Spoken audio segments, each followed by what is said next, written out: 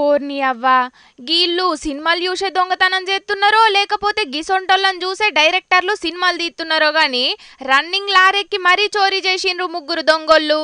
హగు చూస్తున్నారు కదా, కిందున్న మోటార్ సైకిల్ మీదకెంచి ఒకిద్దరు రోడ్డు మీద పోతున్న లారీ పైకి ఎక్కిండ్రు. ఇక అందులున్న ఒక బట్టల ముల్లెను చోరీ చేసి కింద పడేసిండ్రు. మళ్ళా టెంకల లారీని ఫాలో అవుతున్న బండి మీదకెంచే కిందికి దిగిండ్రు ఇద్దరు దొంగలు. ఇక ఇది చూసి తొవ్వ మీద పోయేటోళ్ళు మస్తు పరిశాన్ అయిండ్రట.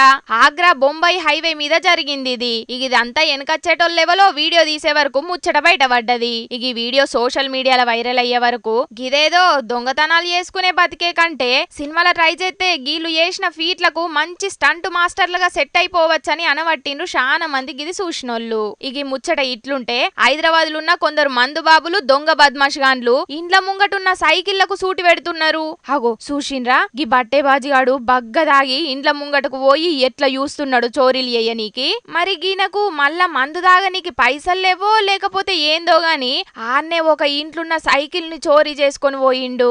ఇదంతా ఆడున్న సీసీ కెమెరాల రికార్డ్ అయ్యే వరకు ముచ్చట బయటపడ్డది. చూసిండ్రు కదా పబ్లిక్, బైకులు కార్లే కాదు ఆఖరుకు దొంగోళ్ళు సైకిళ్లకు సుతం సూటి పెడుతున్నారు. దొంగకు చెప్పే లాభం అని ఊకనే అన్నారా మరి? జర పైలం పబ్లిక్.